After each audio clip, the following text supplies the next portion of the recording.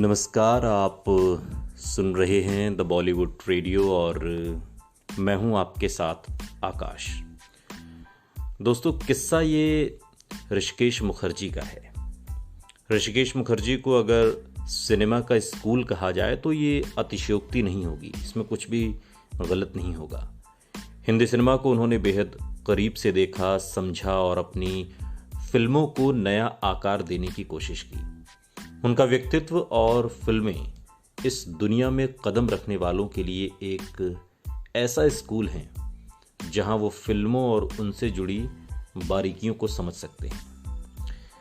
आज के इस पॉडकास्ट में हम आपको ऋषिदा के जीवन के कुछ अनछुए पहलुओं को टटोलने की कोशिश करते हुए नजर आएंगे। ऋषिकेश मुखर्जी का जन्म कोलकाता में 30 सितंबर साल 1922 को हुआ था। पढ़ने में होशियार ऋषिदा को साइंस काफ़ी पसंद थी और यही वजह रही कि उन्होंने केमिस्ट्री से ग्रेजुएशन किया। उनकी साइंस और मैथ्स पर अच्छी पकड़ थी, इसलिए शुरुआती दौर में उन्होंने टीचर के तौर पर भी काम किया। ऋषिदा का सिनेमा की तरफ झुकाव था, इसलिए उन्होंने इस क्षेत्र में जाने का मन बनाया। सबसे पहले ऋषिदा ने कैमरा वर्क से अपने काम की शुरुआत की। इसके बाद वो एडिटिंग के काम में शामिल हुए। उन्होंने सुबोध मित्तर से एडिटिंग की कला सीखी। ऋषिदा को जब सिनेमा समझ में आने लगा तो उन्होंने बम्बई आने का फैसला किया। 1951 में वो बम्बई आए और बिमल रॉय के असिस्टेंट के तौर पर काम करने लगे। उन दिनों बिमल रॉय हिंदी फिल्म इंडस्ट्री का बड़ा नाम हुआ करते थे।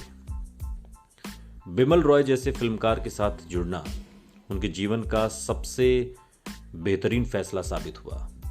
बिमल रॉय से उन्होंने सिनेमा की बारीकियों को सीखना शुरू किया। 2 बीघा जमीन और देवदास जैसी फिल्मों के दौरान ऋषिदा ने बिमल रॉय के असिस्टेंट के तौर पर काम किया और यहाँ से उन्होंने सिनेमा का काफ़ी ज्ञान लिया, सिनेमा को समझा, उसकी बारीकियां समझी।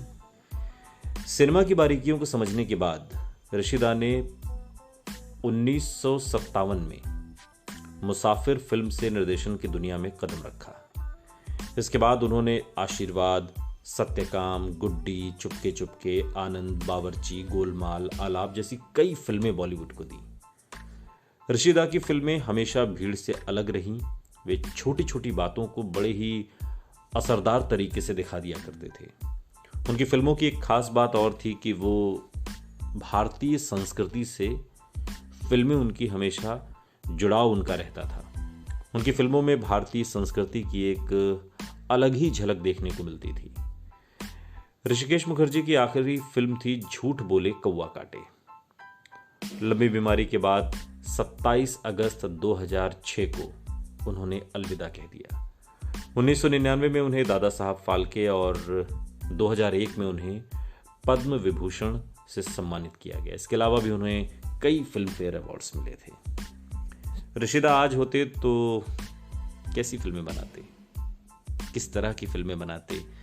इस दौर में जो फिल्में बन रही हैं या जो भी फिल्में आजकल बनती हैं या सीरीज, क्या आपको कहीं ऋषिदा की झलक महसूस होती है?